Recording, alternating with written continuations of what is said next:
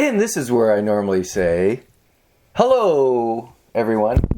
But then we were going to change it to welcome. Hey, welcome back, everybody, to Chasing Neat. New episode. Yes. So the new episode, this is going to be part of our educational series, our Bourbon/Whiskey 101. We're trying to delve more into the history of the brands and distilleries and labels. And tonight, we have our special guest stars, Dave and Nina. Nina's the cute one on the right. Dave's the taller one to my immediate right. He's cute too. Also cute. And I'm Michael, and this is Dawn. And homeroom roomies. Homerooms, yes. Homeroom roomies. Mostly. Okay, anyway.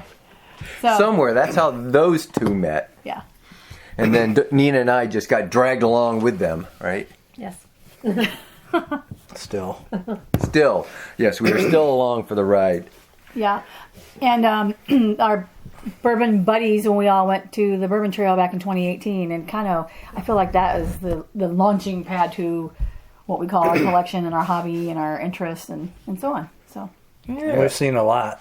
We've seen a lot on that trip, and a lot has changed since that trip. Oh, yeah, Which is actually pretty amazing. Yeah, just in the few short years Yeah, that in we a few started. short years that we really, And got our into tastes it. have changed in those 5-6 years Oh, too. yeah. Oh, very much so. Because we're more sophisticated.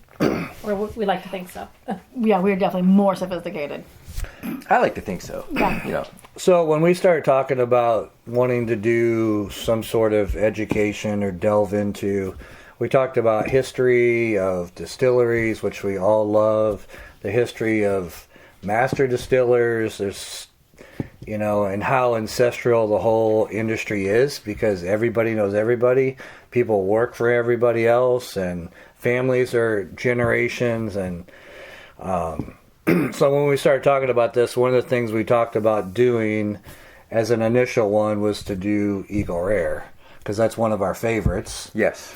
And it's also one that kind of really set us on the trajectory of higher end 10-year bourbons. And when we first started drinking Eagle Rare, you could buy it at the grocery store. Yeah, for Yeah. like $35. Now you can't hardly find Yeah, it. no. So as you look at the history of Eagle Rare, it's actually pretty interesting to where it came from to where it's at today. So you want to start with what we know here? How about we start with what we're drinking first? The first thing we're Awesome.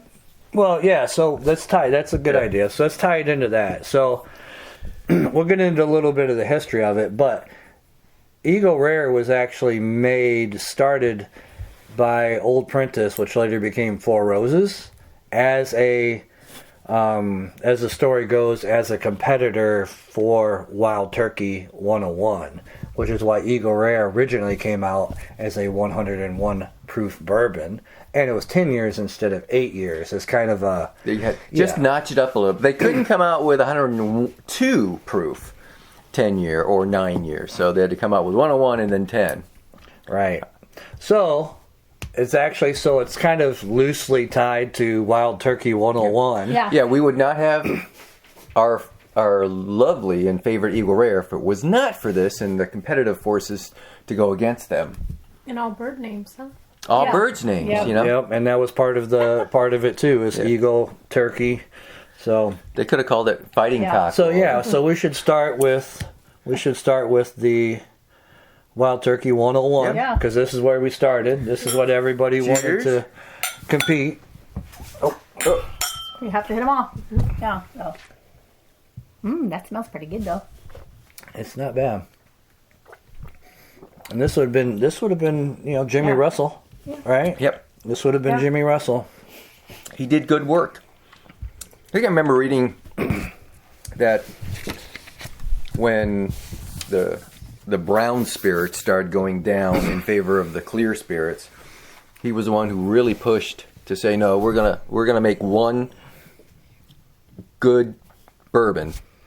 And I don't know what else they had on their lineup other than the 101, but he made sure it was good enough for him to put his name on. Yeah, in the late 70s, 80s, bourbon was in the tank. Nobody was buying it. Right. They just weren't. They weren't. It was all clear spirits. It was gins and vodkas and stuff like that. Yep. The youngins did not want to drink what their parents They drank. they so. did not. Right.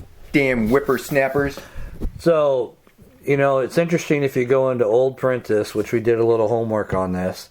Old Prentice, which later became Four Roses, was built in 1910 by the JTS Brown, who owned it back then, who is later part of the Brown and Foreman group. So that's where that came from. Right. So he was part of that.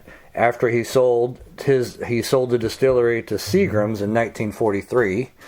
And then Sazerac later bought it in 1989, and we'll get back to that. And there's where Eagle Rare kind of really takes off. But the master distiller at that time was Charles Beam, who was the grandnephew of Jim Beam. And so he became the fourth master distiller at Four Roses, Old Prentice, just being there 6 years. So it's an interesting story, too, because he's the one that came out and introduced Benchmark and Eagle Rare. Benchmark in 1969, Eagle Rare in 1975. And he also had an apprentice that came and worked for him by a guy by the name of Jim Rutledge. A We young like Jimmy. guy. A young by the guy. name of Jim Rutledge, Yeah. who is well known now. Exactly. Yeah. So Cream of Kentucky, right? Yep. He definitely is also a Blue Run. Blue Run. Blue Run, yep. And there's another one too, I thought.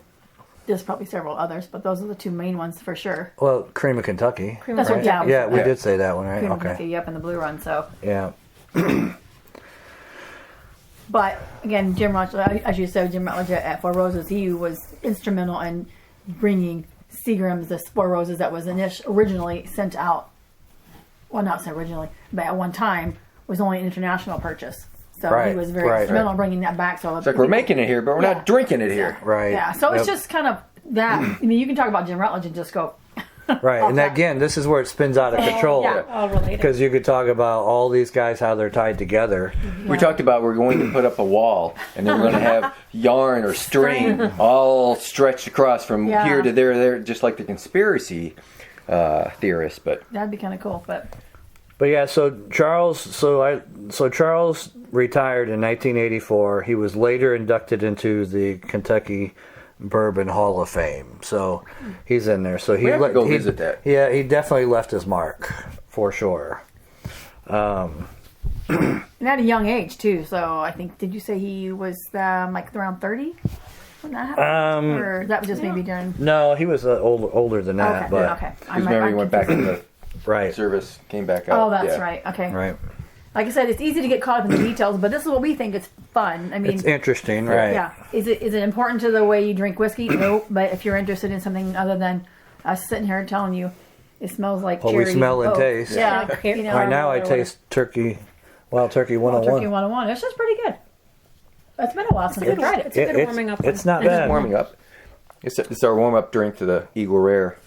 So it's interesting when Seagram / Four Roses sold it off. Sold both Eagle Rare and Benchmark to Sazerac, and then they carried it on. But they didn't have. They just bought basically the brand because they didn't have any capacity to make anything. They didn't even own a distillery. Yeah. Yet. They just bought those two brands. So then who was making it before them? So they had to have Heaven Hill actually made it for them for a few years until they ended up buying a little distillery called George T. Stagg A Distillery. little one. yeah, another one of our favorite versions. Interesting. Heaven Hill making juice. Is that early on?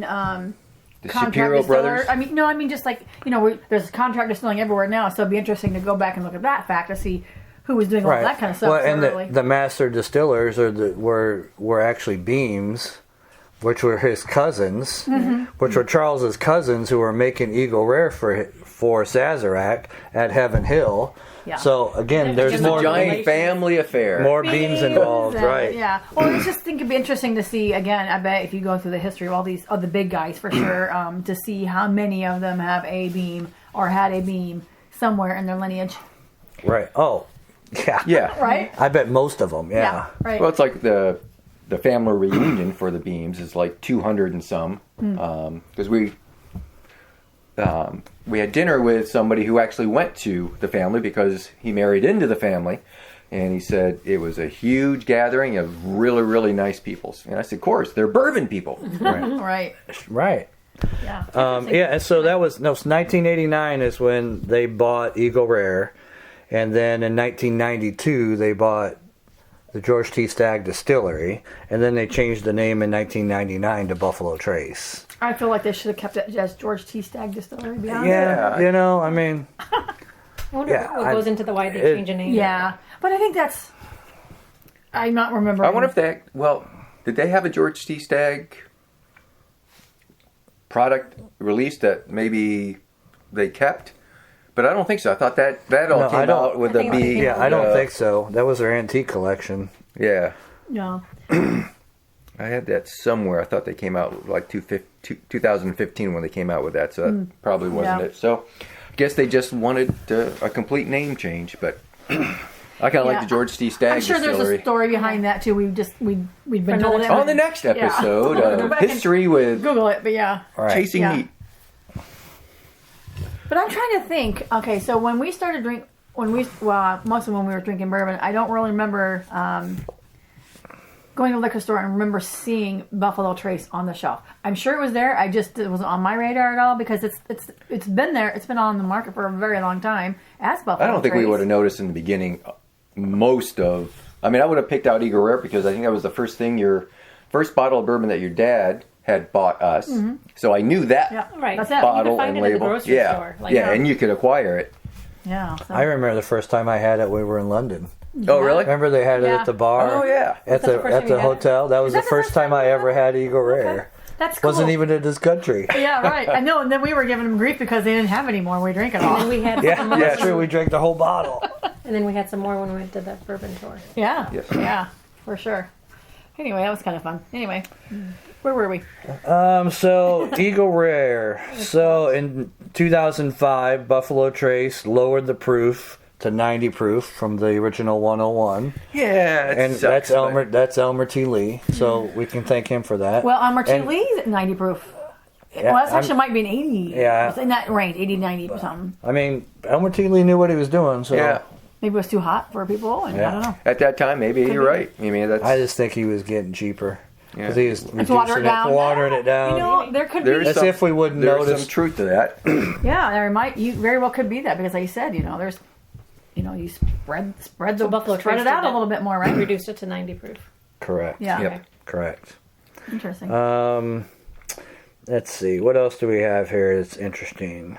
So it's still Buffalo Trace's second best-selling, probably after their Buffalo Trace. Buffalo Trace namesake. Yeah. Right. So In my opinion, it should be. it'd be number one if we could actually find it and buy it. Right. It's probably number one. Right. So number one in terms of sales Quantity. volume, not necessarily in terms of taste. Right. You know? Right. Oh yeah, yeah. It's, I guess that maybe is kind of like- relevant, but we talked about that. It's just like the Jack Daniels and Jim Beam white labels. It's a lot of sales, but it's not necessarily the best. Do you guys know anything about their mash build for Eagle Rare? Like, Oh yeah, the mash bill, the Eagle Rare is their mash bill number one, which is Buffalo Trace's mash bill number one. which they don't openly tell you what it is. Yeah, it's combination of. it's about a 10% rye, and that's about the most I know about it. But it's shared Right. with E.H. Taylor, so it's in good company along with their benchmark products and the original Old Charter. I don't think I've ever had an Old Charter. I don't think I have I either. don't think, yeah. Oh, I think it's still bottom shelf though, right?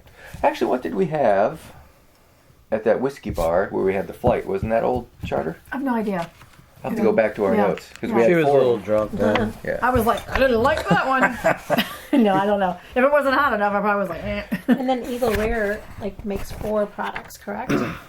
Yeah, originally I thought it was 3, but then They just came out with it one came last out with year. that. Yeah. So they have the 10-year, the Double Eagle Very Rare, Eagle Rare 17-year-old, and then this year they came out with Eagle Rare 25-year, which is like Which is their oldest product that they sell now. But it's only like they're only So selling like 100. if you can buy one of the 100 bottles that they release. Right. For the 25? Yeah. Yeah. Well, it's 200 bottles worldwide. And yeah, you'll never see one. 4. None of us will ever see it. Yeah. We might see it. We might see it. We may not be able to afford to taste it. But if I remember, so you'll have to put up on the screen some of the yeah, I don't know how we do that. Do we do it that way? Yeah. This way? Normally it'll be right here in front of us. Four Okay. pictures. We'll go. It'll be in front of you and I. The girls will But be on some the of the outside. some of the magazine pictures, the marketing. Of Oh, yeah, Eagle yeah. Rare, the one What where was it that says Thanksgiving it one? says cut the turkey, pour the eagle. Yep. I still love that. I said Yeah. that still has to Is be. that up. like how old is that? Like in the 70s, Well, 80s? it would have had to have been in the late 70s, Yeah. probably. Yeah. Wow. Interesting. And then there's a couple other ones on there too, but I like those old magazine articles. Yeah. I gotta tell you though. I mean, considering it'd be fun to look at some of the old Maker's Mark. Not that we're talking about Maker's Mark, but I still think Maker's Mark has some of the best current product pictures and ads that they like magazine type print or whatever. Not magazine print, but you know what I mean. Yeah, their marketing material It's is so definitely top notch. awesome. With But- a label. And I think it's laid out well. I think it's photographed well. I think Yeah. they get their message across. Yeah. Anyway, just yeah. sign. So here's sidebar. what I would be interested in knowing. One, if people find this interesting, Eagle Rare, and obviously you could get much deeper and dive into this much farther.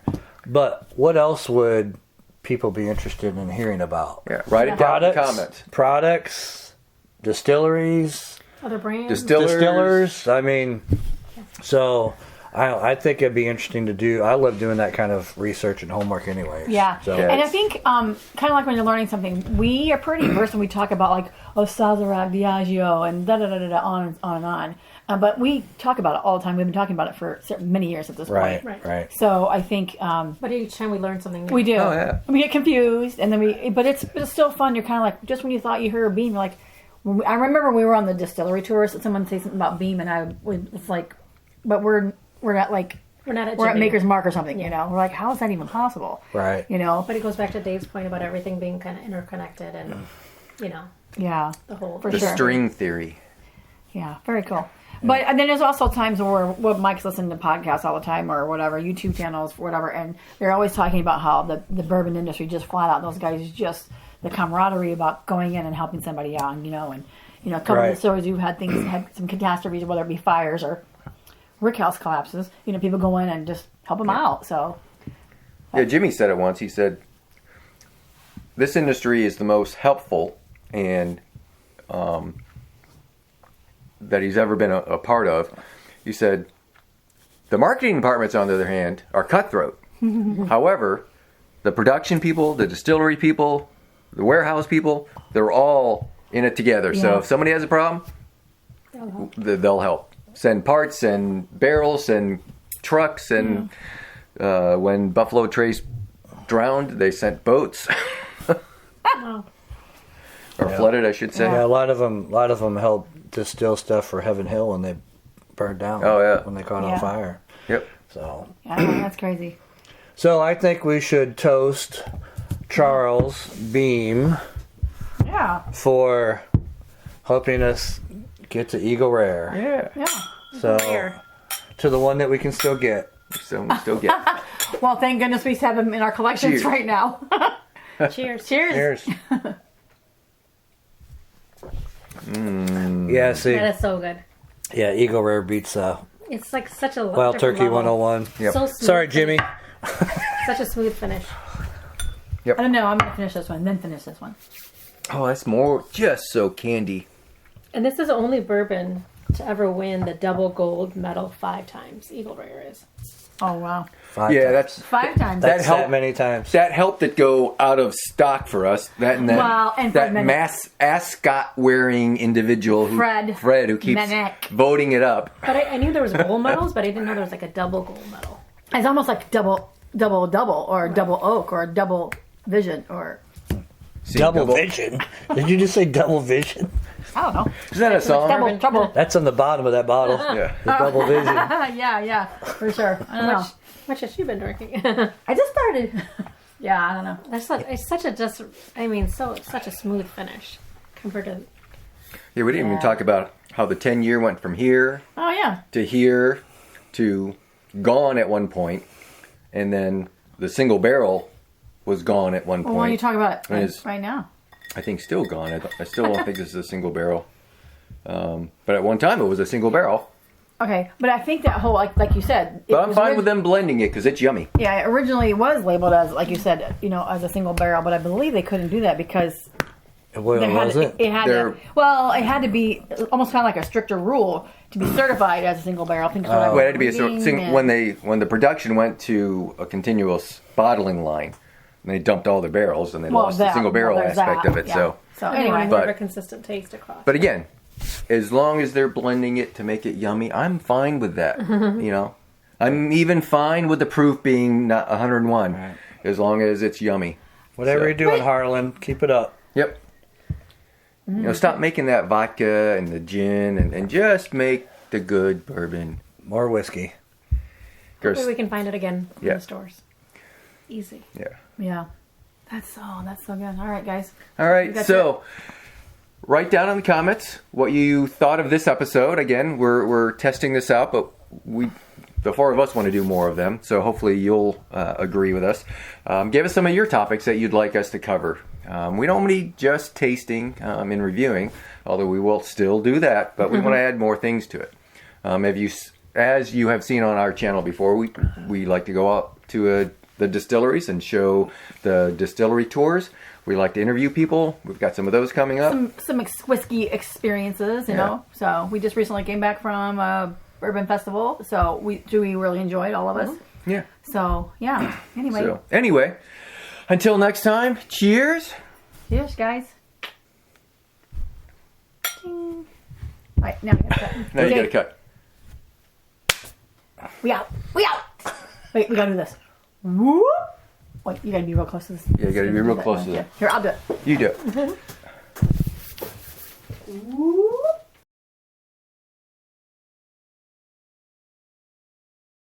Thought I turned that off, but apparently I didn't. All right, It's like we're in high school again. 3, 2, 1. All right.